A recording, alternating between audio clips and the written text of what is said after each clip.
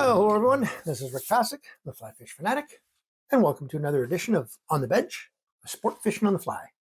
Today, as you can see in the vise, we have a egg-sucking leech is what we're going to do. Now these can be very effective for trout in lakes and can be very effective for trout in rivers. And tides larger can be very, very effective for steelhead. So it's a leech pattern. This one's going to be an all dubbed. If I was doing a bigger one with for steelhead, I would probably put a marabou tail or a fox tail in it.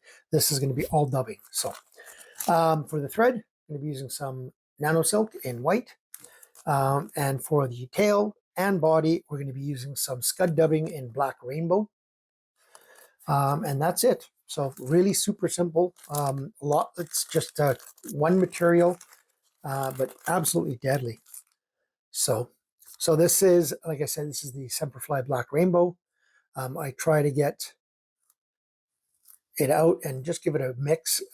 I found that some of these packages didn't get mixed the greatest, so I always like taking these out and giving them a little hand mix myself. Otherwise, you're just getting uneven. So I'm just tearing them and mixing them. Okay. So now I'm just going to lay that some out. Once I'm satisfied with the mix, I'm going to lay some out and just basically try to line up the fibers as best as I can. Okay. Start my tying thread. Come all the way back to the bend of the hook.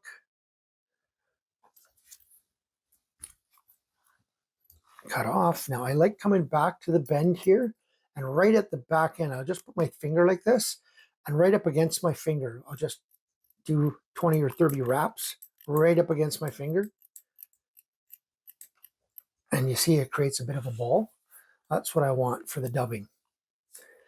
Okay, so now I've got this package, and I'm going to just lay it about the halfway point right there. Make sure it stays on top. Right up against that ball, and then fold this over and right on top of it. And then just pull out any excess. Okay, so there is your tail. Simple enough. Just make sure that's tied down well. Okay, now I'm going to create a dubbing loop all the way back to right to the tail there. And then I'm going to bring this forward all the way to the bead. Attach my dubbing spinner. I got some black thread on that. There we go. Attach my dubbing spinner. Just let it hang down. And now again, I'm just going to take my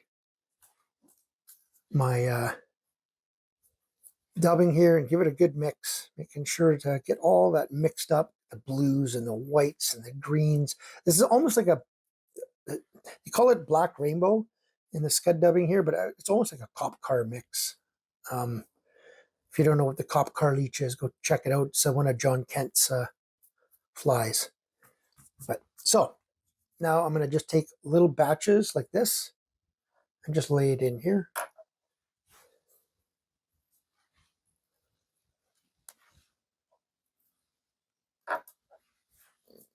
And about 3 or 4 little bunches like that, maybe a bit more. I'd rather have a little bit too much than not enough.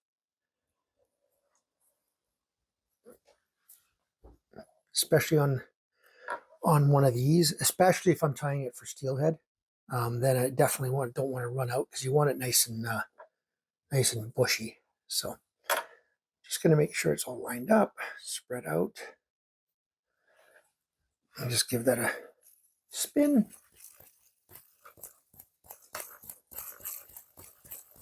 Really good spin.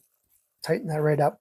This is a pretty imperative that you use a good nano silk or GSP for this, so it doesn't break.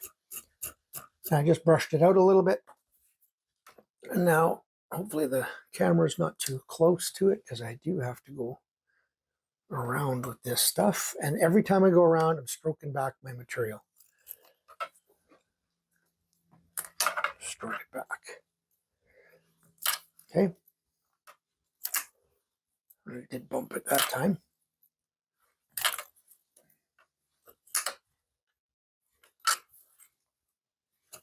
Don't worry about it, what it looks like off the bat here. It's not the prettiest thing in the world, I know that.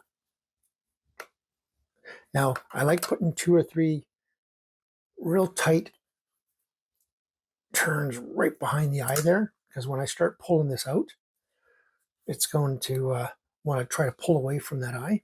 Now, I can add by hand a little bit more behind the eye if it does. Just tying in making sure it's tied down. Tie that, cut that off. Now I'll take my dubbing brush. This one's from Stoneful. I also have this one here with the Velcro on the back, and then I also got the good old popsicle stick with the Velcro. But I'm gonna use this one for now and just pull this out. I like this one because I can get right in there. Same with the popsicle stick. I can get right in between and pull all that material out. Right, be kind of aggressive with it.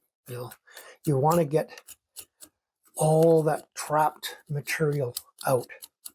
You don't want to leave it in there because that just makes for a bulky fly, and you don't want it too bulky. Okay, and then I'll take my brush portion, just make sure that nothing's stuck together. Take my wet finishing tool, and I'll do 1 set. I'm pulling that right into there. 2 sets, pull it right into there. And I like doing a 3rd set, but this 3rd set, I'll take a little bit of head cement, or in this case, just a dab of crazy glue. If it's not, oh, this has gotten kind of gooey on me. I have to replace that one. Just a couple of just a dab of crazy glue, and then do 5, 6 turns again. Just pull that right in there. Cut that off, and then I'll do one more quick brush with my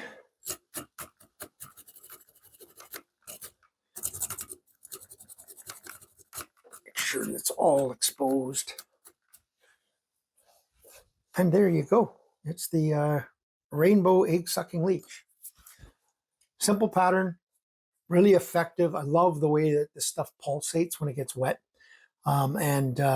If you want to have a little bit of a different effect to it, use orange thread and for the underbody. And when you pull this all out, put a nice orange underbody in it. And when you're pulling this out, you'll just see the odd little piece of, you can see there's a little bit of white there, a little bit of white there from the thread. Instead, you'd see orange. So it gives just another little effect. But yeah, that's the simple fly, the little egg sucking rainbow leech. Alrighty. Hope you guys enjoyed that. And if thanks for tuning in to another edition of On the Bench with Sport Fishing on the Fly. Thanks, everyone.